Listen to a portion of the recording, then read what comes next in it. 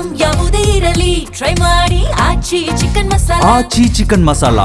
ಗಂಡ ಮತ್ತು ಅತ್ತೆಯ ಕಿರುಕುಳಕ್ಕೆ ಬೇಸತ್ತು ನವ ವಿವಾಹಿತೆ ಆತ್ಮಹತ್ಯೆಗೆ ಶರಣಾಗಿದ್ದಾರೆ. ಡೆತ್ ನೋಟ್ನಲ್ಲಿ ಗಂಡ ಮತ್ತು ಅತ್ತೆಯ ಕಿರುಕುಳದ ಬಗ್ಗೆ ಉಲ್ಲೇಖ ಮಾಡಿ 25 ವರ್ಷ ಜಸ್ಟ್ 25 ವರ್ಷದ ನವ ವಿವಾಹಿತೆ ಆತ್ಮಹತ್ಯೆಗೆ ಶರಣಾಗಿದ್ದಾಳೆ. ಇತ್ತೀಚೆಗೆ ಮದುವೆ ಆಗಿದ್ರು ಕೂಡ ಗಂಡನ ಕಿರುಕುಳ ಇತ್ತು ಅನ್ನೋ ಕಾರಣಕ್ಕೆ ಸುಸೈಡ್.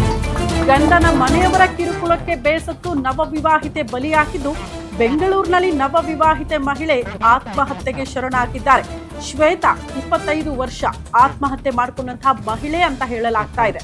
ಫ್ಯಾನ್ಗೆ ನೇಣು ಬಿಗಿದುಕೊಂಡು ಸೂಸೈಡ್ ಮಾಡಿಕೊಂಡಿದ್ದಾರೆ. ಶ್ವೇತಾ 25 ವರ್ಷದ ನವ ವಿವಾಹಿತೆ. ಗಂಡ ಮತ್ತು ಅತ್ತೆ ಕಿರುಕುಳಕ್ಕೆ ಬೇಸತ್ತು ಶ್ವೇತಾ ಆತ್ಮಹತ್ಯೆಗೆ ಶರಣಾಗಿದ್ದಾರೆ.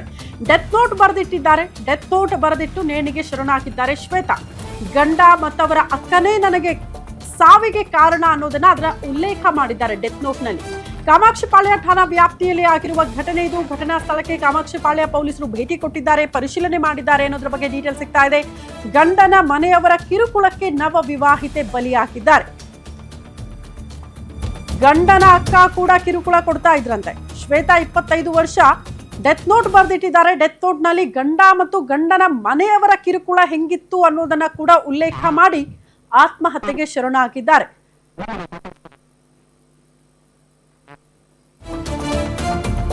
ಮತ್ತೊಂದು ಅಪ್ಡೇಟ್ ಇದೆ. ಪರಸ್ಪರ ಪ್ರೀತಿಸಿ ಮದುವೆ ಆಗಿದ್ರಂತೆ ನೋಡಿ ಶ್ವೇತಾ ಮತ್ತು ಮೂರ್ತಿ. ಇದು ಅರೇಂಜ್ಡ್ ಅಲ್ಲ, ಲವ್ ಮ್ಯಾರೇಜ್. ಕಳೆದ 4 ತಿಂಗಳ ಹಿಂದಷ್ಟೇ ವಿವಾಹ ಆಗಿದ್ರು ಶ್ವೇತಾ. ಜಸ್ಟ್ 4 ತಿಂಗಳು ಮಾತ್ರ.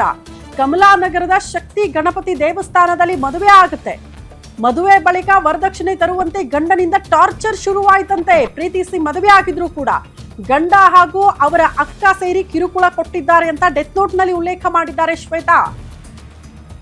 ಅವರ ಅಕ್ಕನ ವಿರುದ್ಧ ಗಂಭೀರ ಆರೋಪ ಇದೆ. ಗಂಡನ ಜೊತೆಗೆ ಖಾಸಗಿ ಶಾಲೆಯಲ್ಲಿ ಶಿಕ್ಷಕಿಯಾಗಿ ಕೆಲಸ ಮಾಡ್ಕೊಂಡಿದ್ರಂತೆ ಶ್ವೇತಾ. ಸಂಬಳ ತರೋದಲ್ಲದೆ ನೀವು ಏನು ವರದಕ್ಷಿಣೆ ಬೇರೆ ತರಬೇಕು ಅನ್ನುವಂಥ ಟಾರ್ಚರು. ಶ್ವೇತಾಳ ಗಂಡನನ್ನ ಸದ್ಯ ವಶಕ್ಕೆ ಪಡೆದುಕೊಂಡು ಪೊಲೀಸರು ವಿಚಾರಣೆಗೆ ಒಳಪಡಿಸಿದ್ದಾರೆ. ಪರಸ್ಪರ ಪ್ರೀತಿಸಿ ಮದುವೆ ಹಾಕಿದ್ರು ಕೂಡ ಗಂಡನ ಮನೆಯವರ ಕಿರುಕುಳ. ಗಂಡನ ಮನೆಯವರು ಬಿಡಿ, ಗಂಡನೇ ಚೆನ್ನಾಗಿ ನೋಡ್ಕೊಂಡಿಲ್ಲ ಅಂತ ಅಂದ್ರೆ 4 ತಿಂಗಳ ಹಿಂದೆ ಮದುವೆ ಆಗ್ತಾರೆ ಪ್ರೀತಿ ಮಾಡಿ. ಈತನನ್ನ ನಂಬ್ಕೊಂಡು ಅವ್ರ ಮನೆಗೆ ಬಂದ್ರೆ ವರದಕ್ಷಿಣೆ ತರಬೇಕು ನೀನು ಅಂತ ಟಾರ್ಚರ್ ಕೊಡೋದಕ್ಕೆ ಶುರು ಮಾಡಿದ್ದಾನೆ. ಕಳೆದ್ರು ಹುಡುಗಿನ ಬರೋದು ಬಿಡ್ದಂಗೆ ಒಂದು ದಿವಸಕ್ಕೂ ನಮ್ಮ ಮನೆ ಬಾಗಿಲಿಗೆ ಮದುವೆ ಮಾಡ್ಕೊಂಡಾಗಿಂದ ನಮ್ಮ ಬಂದಲ್ಲಿ ಕರೆದ್ವಿ ಬಾರವ್ವ ಅಂತ. ಬರ್ತೀನಿ ಅಂತ ಹೇಳ್ದ. ಬರ್ತೀನಿ ಕಣಮ್ಮ ಬರ್ತೀನಿ ಅಂತ ಬರ್ತೀನಿ ಅಂತ ನಾನು ಒಂದ್ಸರಿ ಬಂದು ನೋಡ್ಕೊಂಡು ಹೋದ್ಮೇಲೆ ಹುಡುಗಿಗೆ ಟಾರ್ಚರ್ ಕೊಡೋಕೆ ಶುರು ಮಾಡ್ಕೊಂಡ. ನಾನು ಬಂದು ಒಂದ್ಸರಿ ನೋಡ್ಕೊಂಡು ಹೋದ್ಮೇಲೆ ನೀನು ಇಬ್ಬರು ಅಕ್ಕರಿಗೆ ಮದುವೆ ಮಾಡಿ ಎಲ್ಲ ಮಾಡಿಸಿ ಕೊಟ್ಟಿದ್ದಾರೆ, ಬೇಕಾದಾಗ ಕೊಟ್ಟಿದ್ದಾರೆ, ಮಾಡಿದ್ದಾರೆ ಕಣೆ, ನಿನಗೆ ಯಾಕೆ ಕೊಡಲ್ಲ, ನೀನು ಕೇಳೆ ಅವ್ರನ್ನ, ನೀನು ಇಸ್ಕೊಳ್ಳೆ, ನೀನು ಮಾಡೇ ಟಾರ್ಚರ್ ಹುಡುಗಿಗೆ ದುಡ್ಡು ಇಸ್ಕೊಂಡು ಬಾರಿ ಮಾಡಿದೆ. ನನಗೆ ಒಡವೆ ಮಾಡಿಸ್ಕೊಡೆ, ಬೈಕ್ ಕೊಡಿಸೆ ಅಂತ ಹುಡುಗಿ ಎಲ್ಲಿಂದ ಕೊಡಿಸ್ತಿತ್ತಪ್ಪ ಬೈಕ್ನ. ಬೈಕ್ ಕೊಡಿಸ್ರಿ ಅಂತ ಹುಡುಗಿಗೆ ಟಾರ್ಚರ್ ಕೊಡ್ತೀನಿ ನನಗೆ. ನಿಮ್ಮ ಅಮ್ಮರ ಹತ್ರ ವರದಕ್ಷಿಣೆ ಇಸ್ಕೊಬಾರೆ, ನಿಮ್ಮ ಅಕ್ಕರಿಗೆಲ್ಲ ಮಾಡಿರುವೇನೆ ಅವರು ಅಂತ ಕೇಳ್ದ. ನಾನು ಕೇಳ್ದೆ, ಅದಕ್ಕೆ ನಾನೇ ನಿನಗೆ ಮದುವೆ ಮಾಡಿಕೊಟ್ಟಿದ್ದೇನಪ್ಪ ನಾನು ನಿನಗೆ ಕೊಡೋಕ್ಕೆ. ನಾನು ಬೇಕಾದಾಗ ನನ್ನ ಮಗಳಿಗೆ ಯಾವಾಗಾರು ನಾನು ಕೊಟ್ಕೊಳ್ತೀನಿ ಅಂತ ಹೇಳ್ದೆ. ನನಗೆ ಇಷ್ಟ ಆದಾಗ ನಾನು ಮಾಡ್ತೀನಿ ನನ್ನ ಮಗಳಿಗೆ, ನಿನ್ನನ್ನೇನೋ ಕೇಳಿ ಕೊಡಬೇಕು ನಾನು ಅಂತ ಅವನಿಗೆ ಹೇಳ್ದೆ ಕಣಪ್ಪ. ನಾನು ಹೇಳಿದ್ರು ನನ್ನ ಮಗಳನ್ನ ಕೇಳ್ದಂಗೆ ಗಾರ್ಮೆಂಟಿಗೆ ಹೋಗ್ತಿದ್ಲು, ಟ್ಯೂಷನ್ ಮಾಡ್ತಿದ್ಲು. ಟ್ಯೂಷನ್ ಮಾಡ್ಕೊಂಡು ಸಂಜೆ ಬಂದು 6-7 ಮಕ್ಕಳಿಗೆ ಕಂಪ್ಯೂಟರ್ ಕ್ಲಾಸು ಟ್ಯೂಷನ್ ಮಾಡ್ತಾ ಇದ್ಲು ಸರ್ ನನ್ನ ಮಗಳು. ಒಂದು ಮದುವೆ ಮಾಡ್ಕೊಂಡು ಅಕ್ಕನ ಮನೇಲಿ ಇಟ್ಕೊಂಡು ನಾವು ಬೇಡ ಕಣವ ಅಂತ ಕರೆದ್ವಿ.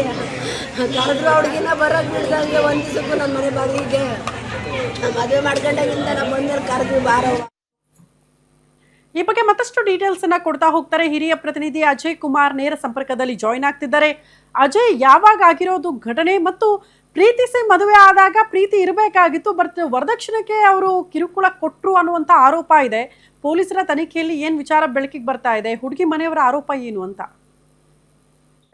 ಖಂಡಿತವಾಗ್ಲೂ ಶ್ರುತಿ, ಇಬ್ರು ಕೂಡ ಶ್ವೇತಾ ಮತ್ತೆ ಮೂರ್ತಿ ಏನಿದ್ರೆ ಇಬ್ರು ಕೂಡ ಕೆಲ ವರ್ಷಗಳ ಹಿಂದೆ ಕೂಡ ಪ್ರೀತಿ ಮಾಡಿದ್ರು. ಆನಂತರ ಮನೆಯಲ್ಲಿ ಒಪ್ಪಿಲ್ಲ ಅಂದ್ರೂ ಕೂಡ ಒಪ್ಸಿ ಮದ್ವೆ ಕೂಡ ಆಗಿದ್ರು ಅನ್ನೋದು ಕೂಡ ಗೊತ್ತಾಗ್ತಾ ಇರುವಂತದ್ದು. ಈಗಾಗ್ಲೇ ಆ ಒಂದು ವಿಚಾರಕ್ಕೆ ಸಂಬಂಧಪಟ್ಟಂತೆ ಈಗಾಗ್ಲೇ ಆ ಪೊಲೀಸರು ಕೂಡ ಈಗಾಗ್ಲೇ ತನಿಖೆಯನ್ನ ಮಾಡ್ತಾ ಇರುವಂತದ್ದು. ಅಂದ್ರೆ ಮೊದ್ಲಿಗೆ ಪ್ರೀತಿಯನ್ನ ನಿರಾಕರಣೆ ಆಗಿದ್ರು ಕೂಡ ಮನೇಲಿ ಒಪ್ಸಿದ್ರು, ಆನಂತರ ಮದ್ವೆ ಕೂಡ ಆಗಿದ್ರು. ಆದ್ರೆ ಮದ್ವೆ ಆದ ನಂತರದಲ್ಲಿ ಇವರ ಒಂದು ಟಾರ್ಚರ್ ಕೂಡ ಸಾಕಷ್ಟು ಆಗಿತ್ತು. ಅಂದ್ರೆ ಅವ್ರ ಅತ್ತೆ ಆಗಿರ್ಬೋದು, ಅವ್ರ ಅಕ್ಕ ಆಗಿರ್ಬೋದು, ಮತ್ತೆ ಗಂಡ ಆಗಿರ್ಬೋದು, ಎಲ್ಲರ ಟಾರ್ಚರ್ ಕೂಡ ಸಾಕಷ್ಟು ಇತ್ತು ಅನ್ನೋದು ಕೂಡ ಈಗಾಗಲೇ ಗೊತ್ತಾಗಿರುವಂತದ್ದು. ಅಂದ್ರೆ ಆಕೆ ಕೂಡ ಈಗಾಗಲೇ ಡೆತ್ ನೋಟ್ ಕೂಡ ಬರ್ದು ಅದ್ರಲ್ಲೂ ಕೂಡ ಉಲ್ಲೇಖವನ್ನ ಮಾಡಿದ್ದಾರೆ. ನನ್ನ ಅತ್ತೆ ಆಗಿರ್ಬೋದು ಮತ್ತೆ ಅಕ್ಕ ಮತ್ತೆ ಗಂಡ ಸಾಕಷ್ಟು ಹಿಂಸೆಯನ್ನ ಕೊಡ್ತಾ ಇದ್ರು, ವರದಕ್ಷಿಣೆ ವಿಚಾರಕ್ಕಾಗಿರ್ಬೋದು, ಬೈಕ್ ಕೊಡ್ಸುವಂತ ಆಗಿರ್ಬೋದು, ಈ ರೀತಿಯಾಗಿ ಅಂದ್ರೆ ಪ್ರೀತಿಸಿ ಮದ್ವೆ ಆಗಿದ್ರು ಕೂಡ ಈ ರೀತಿಯಾದಂತಹ ಟಾರ್ಚರ್ ಅನ್ನ ಆಕೆ ಎಕ್ಸ್ಪೆಕ್ಟ್ ಮಾಡಿರ್ಲಿಲ್ಲ.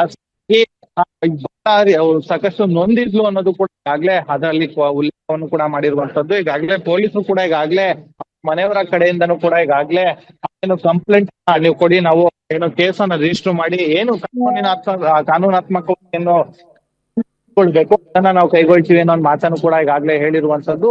ಕೇವಲ 4 ತಿಂಗಳಿತ್ತು ಒಂದು ದೇವಸ್ಥಾನದ ಬಳಿಯಲ್ಲೂ ಕೂಡ ಏನು ಮದುವೆ ಆಗಿದ್ರು, ಅನಂತರ ಮನೆಯವ್ರಿಗೂ ಕೂಡ ಒಪ್ಪಿದ್ರು, ಎಲ್ಲವರು ಕೂಡ ಚೆನ್ನಾಗೇ ಇತ್ತು. ಅಂದ್ರೆ ಮದ್ವೆ ಆದ ನಂತರದಲ್ಲಿ ಈ ರೀತಿಯಾದಂತ ಒಂದು ಟಾರ್ಚರ್ ಕೊಡ್ತಾರೆ ಅಂತ ನಾವು ಕೂಡ ಅನ್ಕೊಂಡಿರ್ಲಿಲ್ಲ ಅನ್ನೋ ಮಾತು ಕೂಡ ಈಗಾಗಲೇ ತಾಯಿ ಕೂಡ ಹೇಳ್ತಾ ಇದ್ರು. ಅಂದ್ರೆ ಆ ಕೂಡ ಏನು ಡ್ರೈವಿಂಗ್ ಕೆಲಸ ಕೂಡ ಮಾಡ್ತಾ ಇದ್ದೆ ಅಂತ ಕೂಡ ಗೊತ್ತಾಗಿದೆ. ಈಕೆ ಕೂಡ ಮಕ್ಕಳಿಗೆ ಟ್ಯೂಷನ್ ಹೇಳ್ತಾ ಇದ್ರು ಅನ್ನೋದು ಕೂಡ ಈಗಾಗಲೇ ಗೊತ್ತಾಗಿರುವಂತದ್ದು. ಸೊ ಹೀಗಾಗಿ ಪೊಲೀಸರು ಕೂಡ ಈಗಾಗಲೇ ಸ್ಥಳಕ್ಕೆ ಬಂದಿರುವಂತದ್ದು. ಅವರ ಮನೆಯವರು ಕೂಡ ಈಗಾಗಲೇ ಕಂಪ್ಲೇಂಟ್ ಕೊಡೋದಕ್ಕೂ ಕೂಡ ಎಲ್ಲ ಸಿದ್ಧತೆ ಮಾಡ್ಕೊಂಡಿದ್ದಾರೆ. ಕಂಪ್ಲೇಂಟ್ ಆದ ನಂತರದಲ್ಲಿ ಅಂದ್ರೆ ಈಗಾಗಲೇ ಮೃತದೇಹ ಕೂಡ ಇನ್ನೂ ಏನು ಮನೆಯಲ್ಲಿ ಕೂಡ ಇರುವಂತದ್ದು. ಈಗಾಗಲೇ ಸೋಕೋ ಟೀಮ್ ಕೂಡ ಬಂದಿದೆ, ಅವರು ಕೂಡ ಪರಿಶೀಲನೆಯನ್ನ ಮಾಡ್ತಿದ್ದಾರೆ. ಅವರು ಕೂಡ ಪರಿಶೀಲನೆ ಮಾಡಿದ ನಂತರದಲ್ಲಿ ಮರಣೋತ್ತರ ಪರೀಕ್ಷೆಗಾಗೂ ಕೂಡ ಈಗಾಗಲೇ ಏನು ಇದನ್ನು ಕೂಡ ಕಳ್ಸೋದಕ್ಕೂ ಕೂಡ ಎಲ್ಲ ಸಿದ್ಧತೆಯನ್ನು ಕೂಡ ಮಾಡ್ಕೊಂಡಿರುವಂತದ್ದು. ಶ್ರುತಿ.